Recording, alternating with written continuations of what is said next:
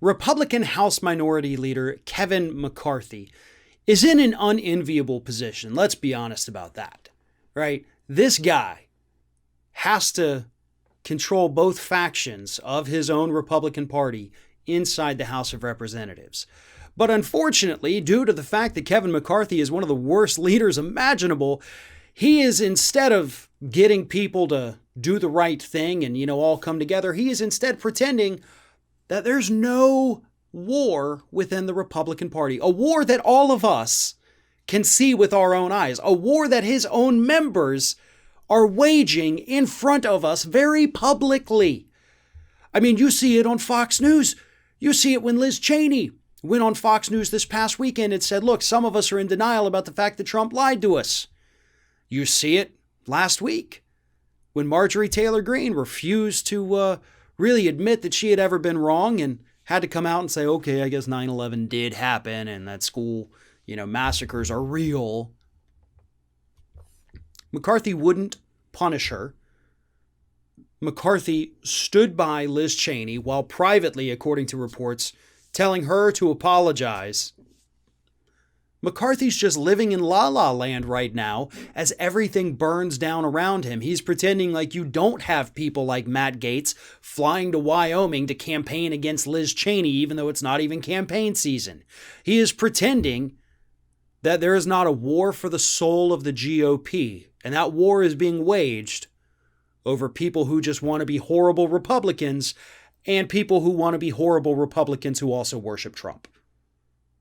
That's what your modern day GOP is. You got your just regular old horrible people who want to take away the rights of people who aren't straight white men.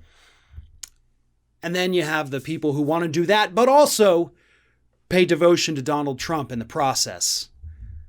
And Kevin McCarthy is pretending like this isn't happening. What gets me about this, and I mentioned this earlier today as well, is the fact that this is all over love of Trump. Okay? That is where this is all over. This is 100% about, do we want to love Donald Trump or do we just want to go back to being Republicans? And McCarthy can't even get his own members of the House in line enough to say, listen, this dude's not even president anymore. Can we please move the F along? He won't do that. So instead, he goes out in public and he does these interviews and he says, no, there's no fighting. And then they bring on the next guest, which is a Republican who either says, yes, these other Republicans have to go because they were mean to Trump, or it's a Republican who says, these other people are crazy. And McCarthy is pretending that none of this is happening, that everything is fine and dandy and wonderful in Republican world. Well, it's not, folks. And I know that we all know that because we're not trying to cover anything up. All we're trying to do is show people what's actually happening. And everybody can see it with their own eyes. So stop listening to McCarthy. That man is never going to admit that he has lost control of his party, because if he had to admit that, he would admit that he's being a horrible leader and he'd probably lose his minority leader status.